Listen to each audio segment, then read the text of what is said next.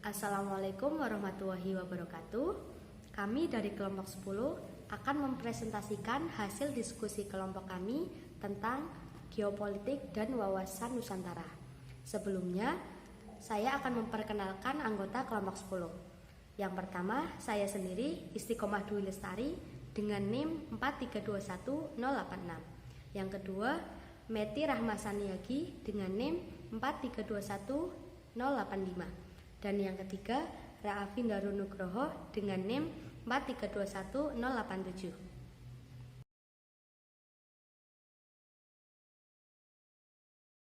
Pengertian geopolitik. Geopolitik dapat diartikan sebagai sebuah kebijakan politik suatu negara yang memanfaatkan geografi sebagai basis penguasaan ruang hidup demi terjaminnya kelangsungan hidup dan pengembangan kehidupan negara yang bersangkutan. Secara khusus, geopolitik adalah metode analisis kebijakan luar negeri yang berusaha untuk memahami, memprediksi, dan menjelaskan perilaku politik internasional dalam variabel geografis.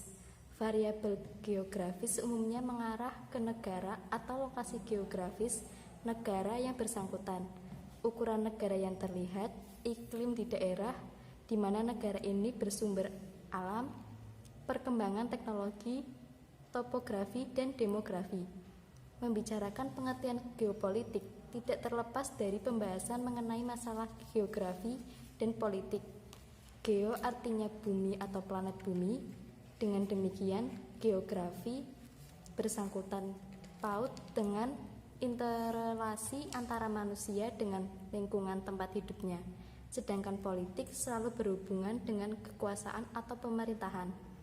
Dari pengertian di atas, pengertian geopolitik dapat lebih disederhanakan lagi.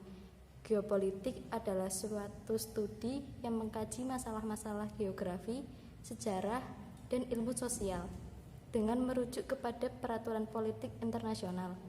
Geopolitik mengkaji makna strategis dan politis suatu wilayah geografi yang mencakup lokasi, luas, serta sumber daya alam wilayah tersebut. Geopolitik memiliki 4 unsur pembangun, yaitu keadaan geografis, politik, dan strategi, hubungan timbal balik antara geografi dan politik, serta unsur kebijaksanaan. Geopolitik menurut para ahli. Yang pertama, menurut Friedrich Ratzel, bahwa negara itu seperti organisme hidup. Negara identik dengan orang yang ditempati oleh sekelompok masyarakat. 2. Menurut Rudolf Jelen, negara adalah suatu politik yang menyeluruh serta sebagai satuan biologis yang memiliki intelektual. Dengan kekuatannya, dia mampu mengeksploitasi negara primitif agar menjadi negaranya dapat swasembada. 3. Menurut Karl Haushofer, untuk menjadi jaya, suatu bangsa harus mampu menguasai benua-benua di dunia. Ia berpendapat bahwa pada hakikatnya dunia dapat dibagi 4 kekuasaan benua dan dipimpin oleh negara unggul. 4. Menurut Alfred Thayer Mahan, bahwa konsepsi geopolitik dapat dibentuk dengan memperhatikan serta mempertahankan sumber daya laut termasuk akses ke lautan. 5. Menurut Guillaume Douhen dan William Mitchell, kedua orang ini mencita-citakan berdirinya angkatan udara. Dalam teorinya disebutkan bahwa kekuatan udara mampu beroperasi hingga belakang lawan, serta kemenangan akhir ditentukan oleh kekuatan udara. Unsur utama geopolitik. 1. Konsepsi ruang. Diperkenalkan Karl Haushofer menyimpulkan bahwa ruang merupakan wadah dinamika politik dan militer. Teori ini disebut pula teori kombinasi ruang dan kekuatan. 2. Konsepsi frontier atau batasan imajiner dari dua negara. 3. Konsepsi politik kekuatan yang terkait dengan kepentingan nasional. 4. Konsepsi keamanan negara dan bangsa sama dengan konsepsi pertahanan nasional. Penerapan geopolitik di Indonesia. Pelaksanaan geopolitik Indonesia sejak wawasan Nusantara diresmikan oleh MPR dengan TAP MPR nomor 4 tahun 1974, yaitu meliputi 4 aspek: perwujudan Kepulauan Nusantara sebagai satu kesatuan ekonomi, perwujudan Kepulauan Nusantara sebagai satu kesatuan sosial budaya, perwujudan Kepulauan Nusantara sebagai satu kesatuan pertahanan dan keamanan. Di samping bangsa Indonesia melaksanakan 4 aspek, juga menerapkan wawasan Nusantara sebagai geopolitik Indonesia. Pengertian wawasan Nusantara. Wawasan Nusantara atau Wasantara merupakan wawasan nasional bangsa Indonesia. Perumusan wawasan Nusantara bangsa Indonesia yang selanjutnya disebut wawasan Nusantara itu merupakan salah satu konsepsi politik dalam ketenagakerjaan Republik Indonesia. Fungsi wawasan Nusantara. Wawasan Nusantara memiliki fungsi sebagai pedoman, pendorong, rambu-rambu serta motivasi dalam menentukan segala kebijakan, perbuatan, keputusan, dan tindak bagi penyelenggara negara dalam kehidupan bermasyarakat, berbangsa, dan bernegara. Tujuan wawasan Nusantara. Wawasan Nusantara memiliki tujuan antara lain mewujudkan nasionalisme yang tinggi di segala aspek kehidupan rakyat Indonesia, mengutamakan kepentingan nasional daripada kepentingan individu, kelompok, golongan, suku bangsa, atau daerah. Hal ini bukan berarti menghilangkan kepentingan individu, kelompok, suku bangsa, atau daerah. Kepentingan tersebut tetap dihormati, diakui, dan dipenuhi selama tidak bertentangan dengan kepentingan nasional atau kepentingan masyarakat banyak. Meningkatkan rasa paham dan semangat kebangsaan atau nasionalisme dalam jiwa bangsa Indonesia. Selanjutnya, manfaat wawasan Nusantara. 1. Konsepsi Nusantara dapat diterima dan diakui pada forum internasional. 2. Wawasan Nusantara menciptakan integrasi nasional. 3. Wawasan Nusantara mampu menghasilkan pola pikir dan pandangan mengenai keutuhan wilayah. 4. Memberikan kesejahteraan melalui potensi sumber daya yang lebih besar. 5. Pertambahan luas wilayah teritorial Indonesia. Unsur dasar wawasan Nusantara. Wardah. Unsur ini terdiri dari wujud wilayah yang ditentukan oleh lautan dan gugusan ribuan pulau, tata inti organisasi yakni sistem pemerintahan, dan tata kelengkapan organisasi tentang kesadaran politik dan bernegara. Inti, isi geopolitik di Indonesia tercermin dalam perspektif kehidupan manusia Indonesia yang tertuang di dalam pembukaan UUD 1945. Tata laku.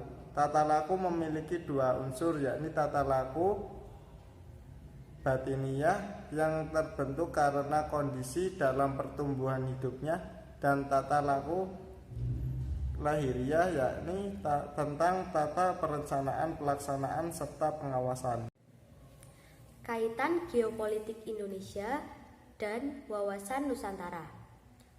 Kaitan geopolitik dengan wawasan Nusantara adalah geopolitik merupakan salah satu faktor yang mempengaruhi cara pandang dan sikap bangsa Indonesia terhadap keseluruhan bangsa Indonesia yang majemuk sebagai satu kesatuan dari aspek geografinya atau kewilayahan, di mana letak geografis Indonesia sangat strategis karena merupakan negara kepulauan dengan salah satu pantai terpanjang dan terluas di dunia, ditambah lagi dengan posisinya yang terletak di antara 2 samudra dan 2 benua, yang berdasarkan Undang-Undang Dasar 1945 dan Pancasila, yang pada akhirnya akan berpengaruh pada sistem ketatanegaraan Indonesia untuk menghadapi dunia internasional.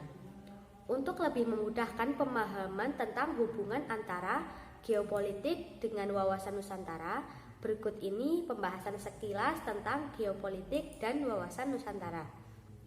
Menurut Kamus Besar Bahasa Indonesia, pengertian geopolitik adalah ilmu tentang pengaruh faktor geografi terhadap ketatanegaraan, dan juga kebijaksanaan negara atau bangsa sesuai dengan posisi geografisnya.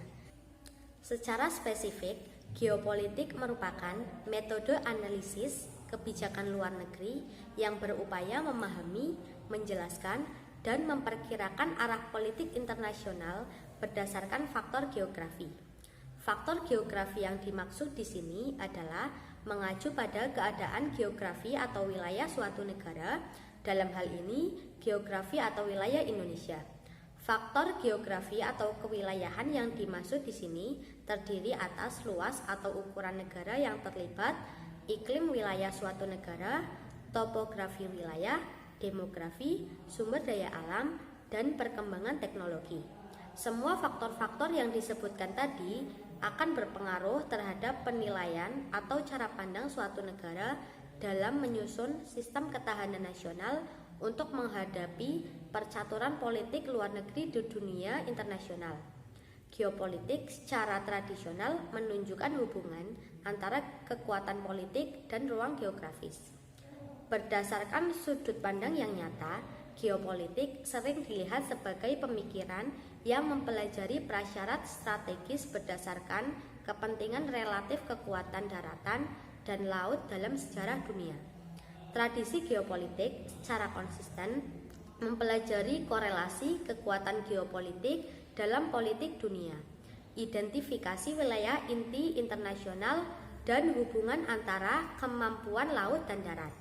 Secara akademik, studi geopolitik mencakup analisis geografi, sejarah, dan ilmu sosial dengan mengacu pada politik dan pola-pola dalam berbagai skala. Geopolitik memiliki cakupan multidisipliner dan meliputi segala aspek ilmu sosial dengan penekanan tertentu terhadap geografi politik, hubungan internasional, aspek teritorial ilmu politik, dan hukum internasional. Selain itu, studi geopolitik meliputi studi hubungan bersama antara kepentingan aktor politik internasional, kepentingan yang terfokus pada wilayah, ruang, elemen geografis, hubungan yang menciptakan sistem geopolitik. Wawasan Nusantara adalah sikap dan cara pandang bangsa Indonesia untuk melihat dan menilai tentang diri dalam arti wilayahnya sebagai bangsa dan negara dan lingkungannya berdasarkan ideologi nasionalnya yang dilandasi oleh Pancasila dan Undang-Undang Dasar 1945 untuk mencapai tujuan dan atau cita-cita nasional. Dalam pelaksanaannya, wawasan Nusantara mengutamakan persatuan dan kesatuan wilayah secara nasional dan menghargai kebinekaan untuk mencapai tujuan nasional berdasarkan nilai-nilai yang terkandung dalam Pancasila dan Undang-Undang Dasar 1945. Menurut Profesor Wan Usman, pengertian wawasan Nusantara adalah cara pandang bangsa Indonesia mengenai diri dan tanah airnya sebagai negara kepulauan dengan semua aspek kehidupan yang beragam. Sedangkan menurut Garis-Garis Besar Haluan Negara atau GBHN tahun 1998, wawasan Nusantara adalah cara pandang dan sikap bangsa Indonesia mengenali diri dan lingkungannya dengan dalam penyelenggaraan kehidupan bermasyarakat, berbangsa, dan bernegara. Wawasan Nusantara sendiri dipengaruhi oleh beberapa faktor, antara lain yang pertama wilayah, yang kedua geopolitik dan geostrategi, dan yang ketiga perkembangan wilayah Indonesia dan dasar hukumnya. Sekian dari kelompok kami, mohon maaf jika ada kesalahan dalam penyampaian materi. Terima kasih. Wassalamualaikum warahmatullahi wabarakatuh.